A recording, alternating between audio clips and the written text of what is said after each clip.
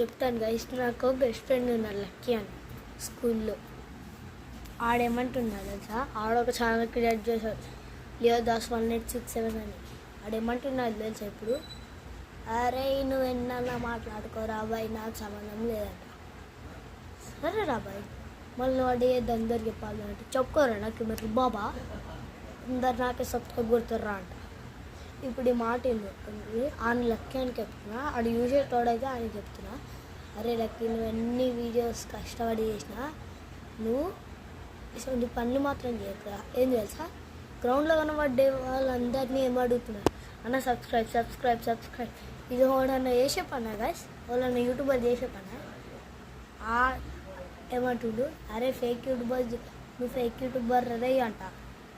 మీరు ఒకసారి ఆ ఛానల్ కోరి లియోదాస్ 1867. అరే లక్కీ చెమట గార్చి చెప్తున్నాను, నువ్వు ఎప్పటి